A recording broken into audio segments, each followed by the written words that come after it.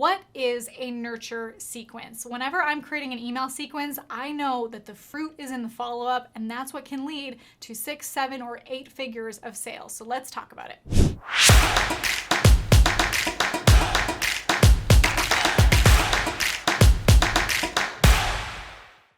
Let's first talk about the concept of lead nurturing and what makes it different from lead generation or lead conversion. Stick with me here. We're going to talk about this more in just a moment. And I'm also going to dive into the key purpose of a nurturing sequence and what you should accomplish with it. And by the way, there are 4 things you should incorporate into all of your nurturing content, and I've made it into a nice, simple acronym for you. More on that near the end of the video. There are 3 things that you need in your business no matter what niche or business you're in: lead generation, lead nurture, and lead conversion. Lead generation is capturing and grabbing the attention of those leads. Typically, you want to capture their email addresses so that that generation can be moved into the next step, which is lead nurturing. So once you've generated that lead, meaning that they're now in your ecosystem, they're discovering your content and who you are, you're warming them up. The real warming up process starts in the lead nurturing. So this is where you start building rapport, warming up those leads, getting them familiar with who you are and your frameworks, your messaging, your movement, so that they're warming up to the place where they're almost ready to buy. Then the next step after lead nurturing is lead conversion. This is the point at which the lead invests financially in your services after they've invested emotionally. People need to have an emotional investment before a financial investment. Think about any purchase you've ever made, especially a high price purchase. You typically want to do your research. You want to get to know all the options. You want to do some searching and getting to know, like, and trust before you're willing to trust that opening your wallet or your bank account is going to lead to a successful result. Let's compare these 3 different actions that you take with leads. If all you did was generate the lead, you pretty much just have a pool of people, but no next step for them to go on. And we want to date our audience. Think about like any kind of relationship you've been in. You meet the person, you build rapport with them, you build that relationship, and then maybe you spend more time together. The lead generation is like the handshake. It's getting to know them, but then the next step is nurturing to build that relationship into something that has connection, is meaningful. In the lead nurturing phase, this is where you really want to consider how you're communicating with your audience. This is like the dating phase. You're courting them, you're getting to know them, you're building that relationship, you're showing off your charismatic personality and trying to make a lasting impression on them. One of the examples I love to use for this is one of my favorite movies, 50 First Dates.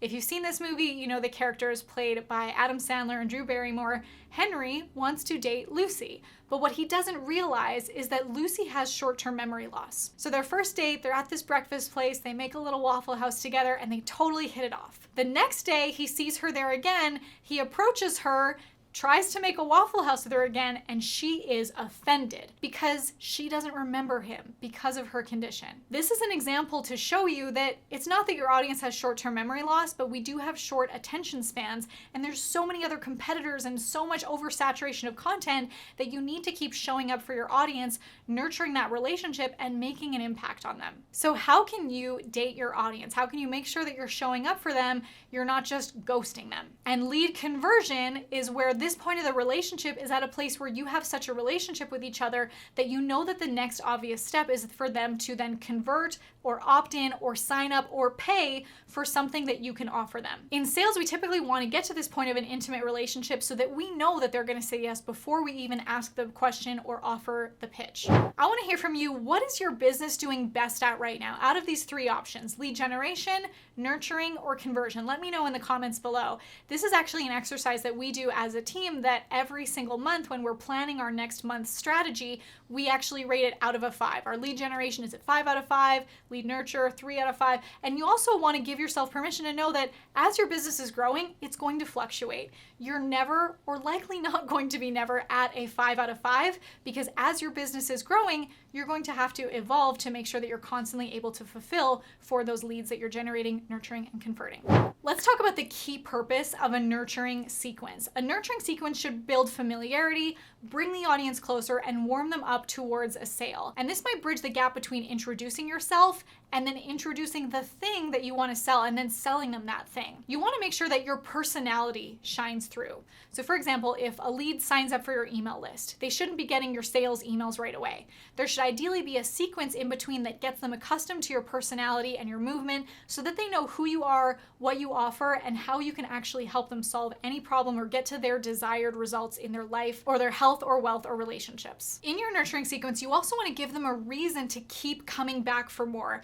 In my emails or my social media posts, anywhere that I'm nurturing my audience, I want to make sure that I'm engaging with them, that I'm giving them a reason to communicate back to me, because social media is social. If I want it to be one way, I'd get a billboard or a newspaper ad, but this is the opportunity to actually build relationships with your audience. The other thing I like to do, especially in emails, is leave kind of a cliffhanger, that there's this big point of drama, and then I say, I'll tell you more about it in tomorrow's email, which keeps them wanting to open those emails, engaging, and being nurtured towards the outcomes. Now, before we get into the 4 things you need to include in any nurturing sequence, have you subscribed to this channel yet?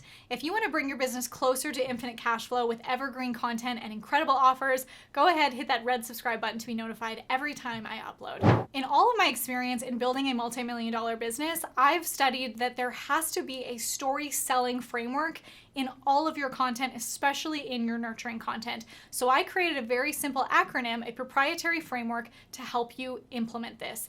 It's called the ELSA framework. And you might think of Elsa like the Snow Queen from Frozen. Yes, but for these purposes, do not let it go. ELSA is an acronym that stands for Epiphany, Lesson, Story, Application.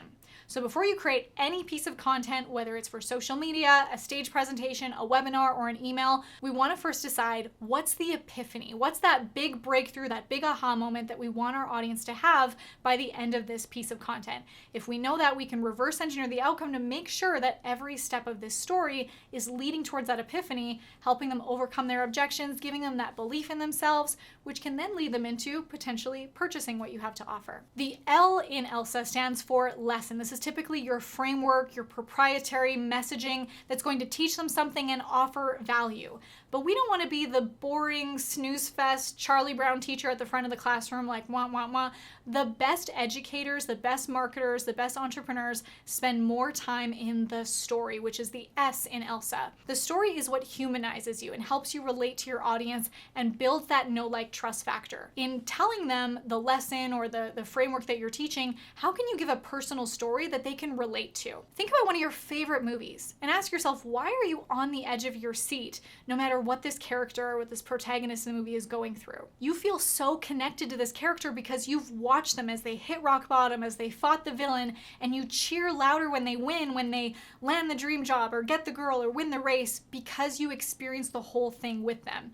And you got those morals of the story without someone being like lecturing at you, telling you should know this, this, and this. You got to experience that emotion, which became so memorable. If you can do that for your audience, you will have a customer for life. Now, the A in ELSA is for application. This could be the call to action. This is what to do next. It's that actionable next step for your audience to take. It could be leading them to another video to watch. It could be leading them to sign up or buy something. This is how they now take what you've given them and how they can implement it. But guys, the cash flow knowledge doesn't stop here. I want to show you the step-by-step system of building 3 unique offers in your business that will pave the way for infinite cash flow and help you to effortlessly ascend your audience from hello to high ticket sales. If you're ready to jump on the fastest path to cash, I'd love for you to join us for our next free training where I will break it all down for you. I'll even show you our done for you systems that you can implement, plug and play right into your business to make these high ticket sales right away. So join us right now by going to hellotohighticket.com, or I've linked that in the description below.